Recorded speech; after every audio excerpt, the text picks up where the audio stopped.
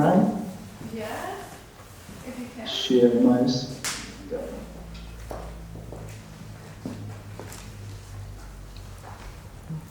Yeah, can you see my PowerPoint on the screen? Yes. Yes. And we can see ourselves.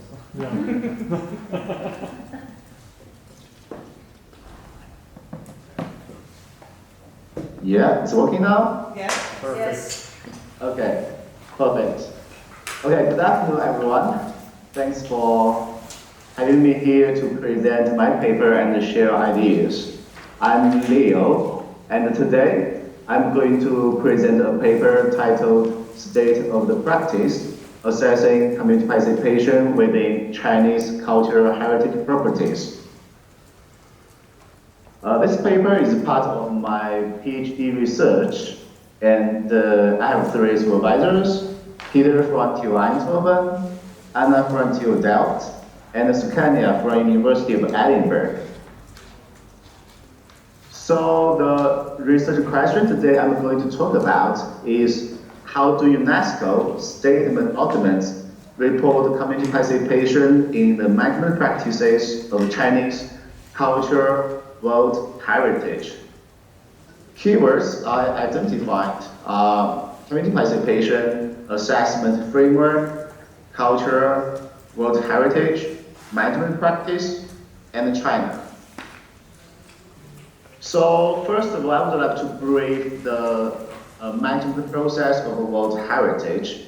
Actually, we call it OUV-based management process because it is based on the outstanding universal values. So at the phase number one, it is nomination. So we can get some documents like nomination files, evaluation reports, and some decisions. After a property is subscribed to the World Heritage List, we still have to hand in to UNESCO about some management plans, regulations, periodic reports, state of conservation reports, and also some other different kinds of reports. If a property goes to an endangered list, we have the number 3 phase, intensive protection. So we still have to make new management plans, regulations, and also do the regular state of conservation reports. So for this management process, I want to show is what kind of documents we can have, what kind of information we can get from the documents. And all the documents we can download from UNESCO World Heritage website, and we did it last year in November. And all the results I will present is only based on the documents that the State Party of China handing to UNESCO. So we have the data, and how we can develop an assessment framework to assess all the documents. So we reviewed related frameworks and studies, and from 3 aspects. The first one is participatory natural heritage management frameworks. From this part, I get systematic criteria and indicators, and it is specialized in community participation. But all those criteria and indicators are based in the context of natural heritage management, and it has weak connections to urban planning and the development domains. So we move to sustainable cultural heritage management frameworks.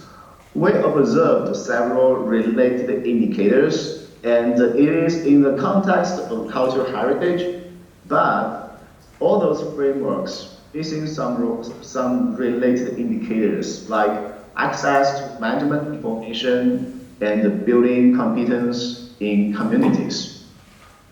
As later on we will apply this framework in China, so we also reviewed several Chinese related frameworks and studies. But what we found is only some insights from Chinese empirical studies, and there is no assessment framework. So based on these three frameworks, we developed a framework that can be applied to cultural heritage, and especially in China. This framework includes four criteria: participation in decision-making, competence of participants, right to social justice, and confidence of participants, and the last one is empowerment and equity.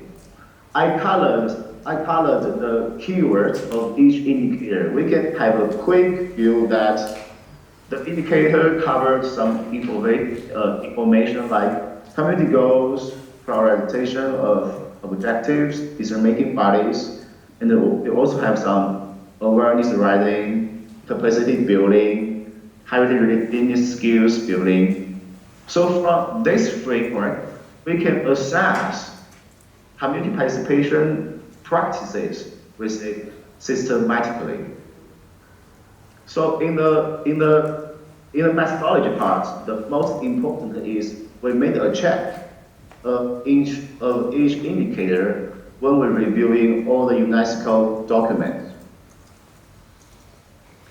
So we get this table, the number of indicators that each property meets were counted. And later on, we rank all the properties from high number to lower numbers. So we can say different properties has different numbers of indicators that they met. Generally, we classified the indicators to four categories. Actually, only three.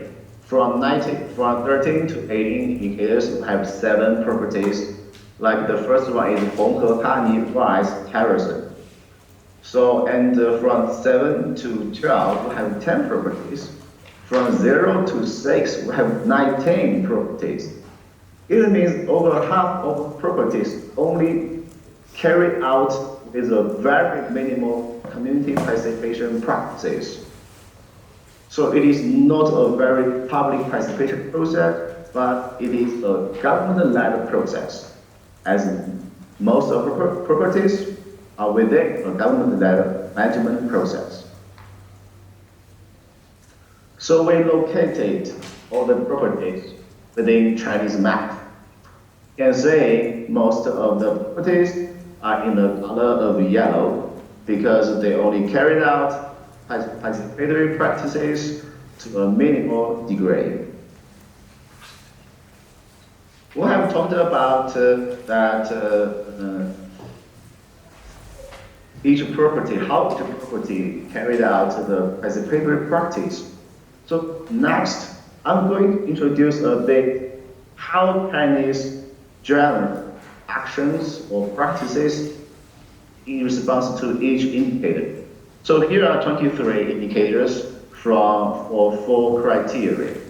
And we can see some of the indicators have been well achieved. Like we set community goals, we build partnerships, and decentralize power, raise awareness, and build local management institutions. But we still observe that some of the indicators are not well achieved. Even we say they are nascent. This is like objective prioritization, management agency to implement community presentation, evaluation, and review of previous partnerships, and also how we can proper assign responsibilities to the local community.